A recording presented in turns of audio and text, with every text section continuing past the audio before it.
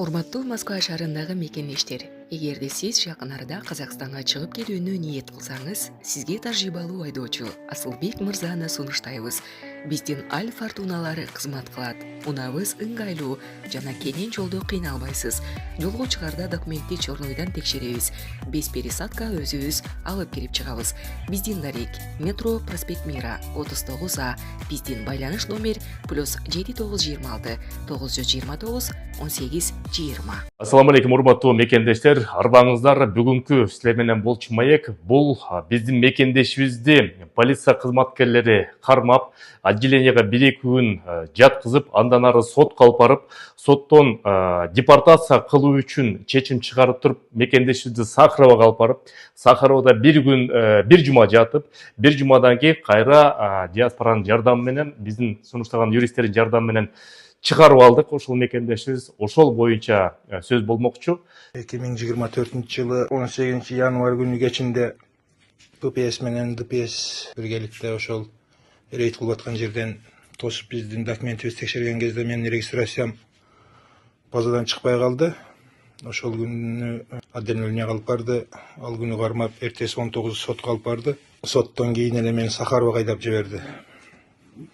Сахаровага барган кезимден кийин анан келинчегим менен кабарлашып, келинчегиме айттым. Келинчегим анан ошол биздин ушул Москвадагы Кыргызстандын диаспорасына кайрылып, Кубанычбек Осмонбеков мырзага кайрылып, ошол жигиттин жардамы менен 2024 жылдын 31 январь күнү ишибиз жакшы жагына чечилип, ошол жигиттин кылган эмгеги менен кече чыгып келдик.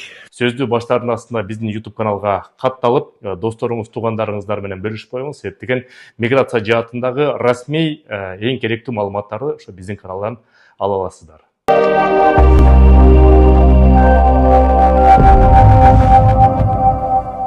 Урматтуу мекендештер, негизи эле депортация, выдворение деген көп учурда, мурдагы учурда ошо Сахаровдон чыгарып алуу мекендештерде мүмкүн эмес эле. Азыр ошо закон өзгөрүп, мыйзам өзгөрүп, азыр эгерде адвокат, юристтер күчтүү болсо, чыгарып кеткенге мүмкүнчүлүк бар.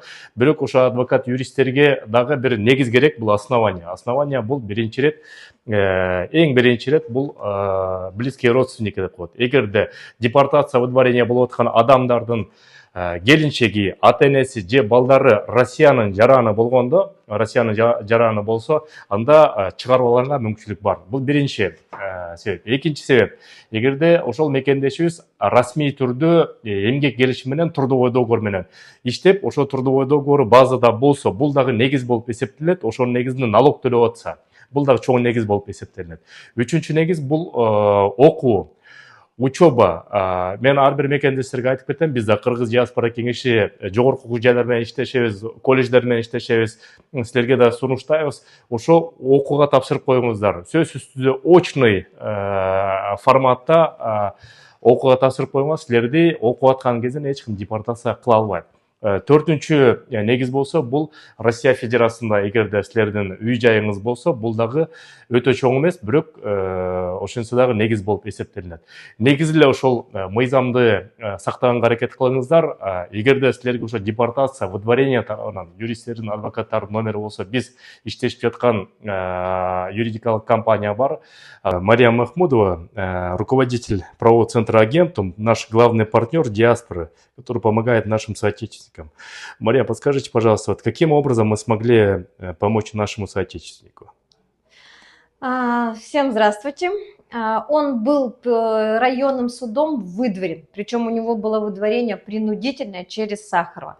Нами была подготовлена апелляционная жалоба в Мосгорсуд, где мы ссылались на то, что даже если он в гражданском браке с женой, которая жена россиянка, мы сослались на наличие ребенка. Он официальный отец, в свидетельстве о рождении прописан, у него ребенок россиянин. Также у нас была в жалобе ссылка на федеральный закон 649, который вступил 5 января этого года в законную силу, о внесении изменений в КоАП при вынесении решений судами о выдворении. Судьей были все наши доводы учтены, и ему принудительное выдворение было отменено, в тот же день, в день суда, его из ММЦ Сахарова выпустили. И какие шансы, допустим, у других наших граждан, если они обратятся в ваш правовой центр? То есть можно ли надеяться, что любой гражданин может на основании, если даже без основания, иметь шансы на выход из Сахарова?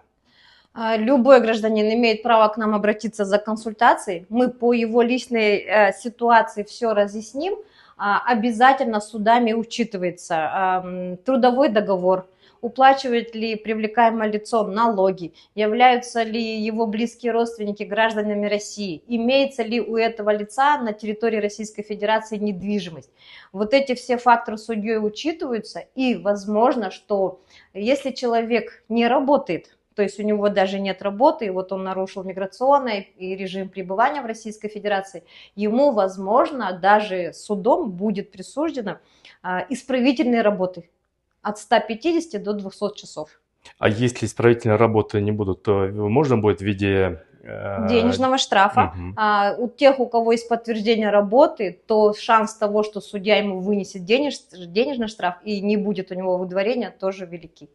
Благодарю, всего хорошего, успехов Спасибо. вам в вашей работе. Номер айта кетейин, +7 925 55 55 905. Бұл бірінші номері, екінші номері болса +7 936 171 71 88. Мен де қазір астына жазып қоямын. Сақ саламатты болыңыздар, аман болыңыздар, мыйзамды бұзбаңыздар. Көрішкенше.